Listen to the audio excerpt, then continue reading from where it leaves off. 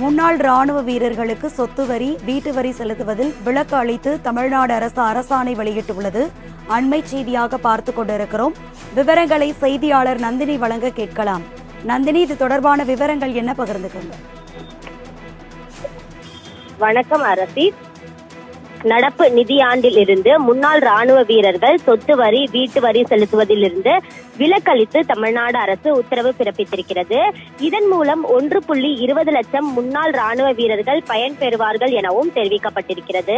அந்த வகையில் பார்த்தோம் என்றால், கடந்த சட்டப்பேரவை கூட்டத்தொடரின் போது வரவு செலவு திட்ட மதிப்பீட்டு அறிக்கையில் பேரவையில் உரையாற்றிய போது முன்னாள் படைவீரர் நலன் தொடர்பாக அறிவிப்பை நிதி மற்றும் மனிதவள மேலாண்மைத்துறை அமைச்சர் வெளியிட்டிருந்தார்.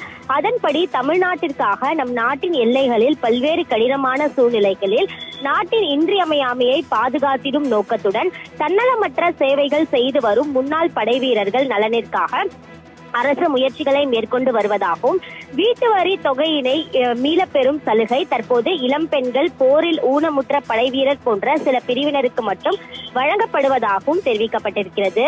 இந்த நிலையில்தான் வரும் நிதியாண்டிலிருந்து குடியிருப்புகள், சொத்து வரி, வீட்டு வரி தொகையினை மீளப்பெறும் இத்திட்டத்தில் அனைத்து முன்னாள் படைவீரர்களுக்கும் நீட்டிப்பு செய்திட ஆணை வெளியிடப்படும் எனவும் தெரிவிக்கப்பட்டிருக்கிறது.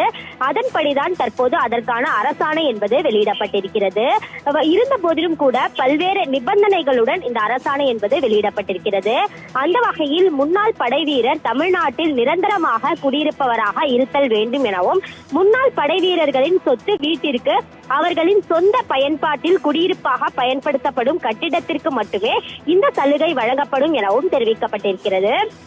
மேலும் முன்னாள் படைவீரர் வருமான வரி செலுத்துபவராக இருத்தல் கூடாது என்றும், இந்த மறு வேலை வாய்ப்பு பணியில் இருந்து ஓய்வூதியம் பெறுபவர்களாக இருத்தல் கூடாது உள்ளிட்ட நிபந்தனைகளுடன் தமிழ்நாடு அரசு அனுமதி என்பது வழங்கப்பட்டிருக்கிறது. இந்த நிலையில்தான் முன்னாள் படைவீரர்கள், ராணுவ வீரர்கள் சொத்து வரி, வீட்டு வரி செலுத்துவதிலிருந்து விலக்களிக்கப்பட்டிருப்பதோடு அதற்கான நிபந்தனைகளையும் தமிழ்நாடு அரசு வெளியிட்டுள்ளது குறிப்பிடத்தக்கது. நந்தினி, உங்களுடைய விவரங்களுக்கு நன்றி.